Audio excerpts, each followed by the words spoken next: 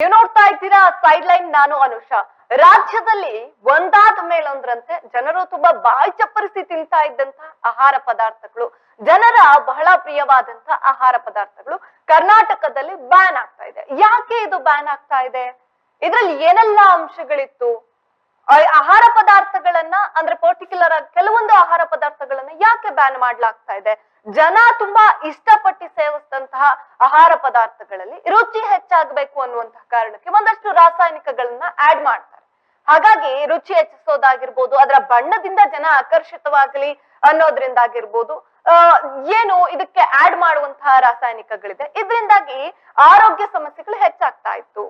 Cancer ಕಾರಕಗಳಾದಂತಹ ರಾಸಾಯನಿಕಗಳನ್ನ ಹೆಚ್ಚಾಗಿ ಹಾಕ್ಲಾಗ್ತಾ ಇತ್ತು. ಇದರಿಂದಾಗಿ ಆರೋಗ್ಯಕರ ದೃಷ್ಟಿಯನ್ನ ಇಟ್ಕೊಂಡು ಈಗ ಏನು ದೇಶದಲ್ಲಾಗಿರ್ಬೋದು, ಕರ್ನಾಟಕದಲ್ಲಾಗಿರ್ಬೋದು ಕೆಲವೊಂದು ಆಹಾರ ಪದಾರ್ಥಗಳನ್ನ ಬ್ಯಾನ್ ಮಾಡ್ಲಾಗ್ತಾ ಇದೆ. ಇನ್ನು ಆಹಾರ ಸುರಕ್ಷತಾ ಅಧಿಕಾರಿಗಳು ಕೂಡ ಇದೇ ಬೆನ್ನಲ್ಲೇ ರಾಜ್ಯದ ವಿವಿಧೆಡೆ ಆಹಾರ ಮಳಿಗೆಗಳೇನಿತ್ತು ಇದ್ರಲ್ಲಿ ತಪಾಸಣೆಯನ್ನ ನಡೆಸ್ತಾರೆ. ಅದಾದ್ಮೇಲೆ ತಪಾಸಣೆಯಲ್ಲಿ ಪಾನಿಪುರಿಯಲ್ಲೂ ಕೂಡ ಹಾನಿಕಾರಕಗಳು ಇರೋದು ಕಂಡು ಬರುತ್ತೆ. ಈ ನಿಟ್ಟಿನಲ್ಲಿ FSSAI ಅಧಿಕಾರಿಗಳು BBMP ವ್ಯಾಪ್ತಿಯಲ್ಲಿ ಬರುವಂತಹ ರೆಸ್ಟೋರೆಂಟ್ಗಳಾಗಿರ್ಬೋದು, ಹೋಟೆಲ್ಗಳಾಗಿರ್ಬೋದು ಸೇರಿದಂತೆ 49 ಪ್ರದೇಶಗಳಲ್ಲಿ ಮತ್ತೆ ರಾಜ್ಯದಲ್ಲೂ ಕೂಡ 10 ಜಿಲ್ಲೆಗಳಲ್ಲಿ ಶವರ್ಮಾ ಅಂತ ಏನಿತ್ತು ಇದ್ರ ಮಾದರಿಯನ್ನ ಸ್ಯಾಂಪಲ್ ತಗೊಳ್ತಾರೆ.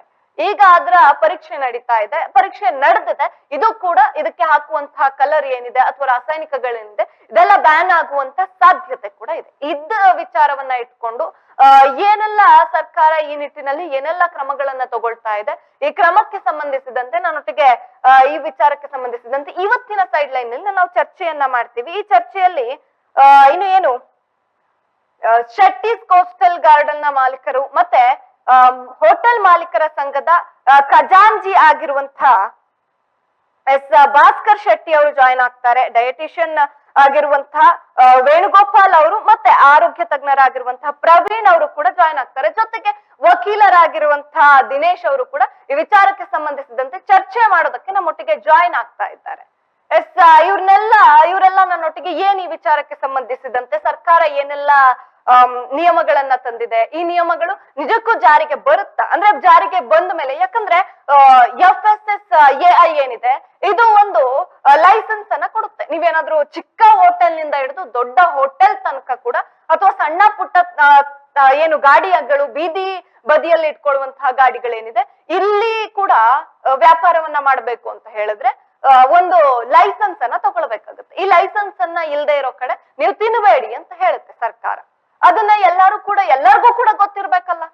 ಲೈಸೆನ್ಸ್ ಅನ್ನ ಕೊಡುತ್ತೆ, ಹೋಟೆಲ್ ಅವರಿಗೆ ಗೊತ್ತು, ಕೆಲವೊಬ್ರಿಗೆ ಗೊತ್ತು, ಜನರಿಗೆಲ್ಲ ಗೊತ್ತಾ ಲೈಸೆನ್ಸ್ ಅನ್ನ ಕೊಡುತ್ತೆ ಸರ್ಕಾರ. ಅಲ್ಲೇ ಹೋಗಿ ತಿನ್ನಬೇಕು, ಇಲ್ಲಿ ಹೈಜೀನ್ ಆಗಿದ್ಯಾ ಅನ್ನೋದನ್ನ ನೋಡುತ್ತಾ ಅನ್ನುವಂತಹ ವಿಚಾರಕ್ಕೆ ಸಂಬಂಧಿಸಿದಂತೆ ಇನ್ನು ಈ ವಿಚಾರಕ್ಕೆ ಸಂಬಂಧಿಸಿದಂತೆ ವಕೀಲರಾಗಿರುವಂತಹ ದಿನೇಶ್ ಅವರು ಮತ್ತೆ ಭಾಸ್ಕರ್ ಶೆಟ್ಟಿ ಅವರು ನನ್ನೊಟ್ಟಿಗಿದ್ದಾರೆ. ಸರ್, ಕಾರ್ಯಕ್ರಮಕ್ಕೆ ಸ್ವಾಗತ ನಿಮ್ಗೆ.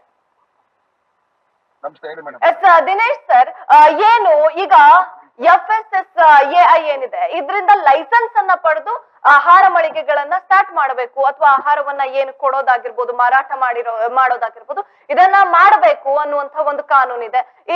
ಈ ಕಾನೂನನ್ನ ತಂದ ಮೇಲೆ ಏನು ಲೈಸೆನ್ಸ್ ಅನ್ನ ಪಡೆದಿರೋರೆಲ್ಲ ಹೈಜೀನ್ ಆಗಿ ಮಾಡ್ತಾರೆ ಅಂತ ಅನ್ಸುತ್ತಾ? ಹೈಜೀನ್ ಆಗಿ ಮಾಡೋದಿಲ್ಲ ಅಂತ ಹೇಳಿದ್ರೆ ಯಾಕೆ ಅವರು ಲೈಸೆನ್ಸ್ ಕೊಟ್ಟ ಮೇಲೆ ಹೋಗಿ ನೋಡಲ್ಲ?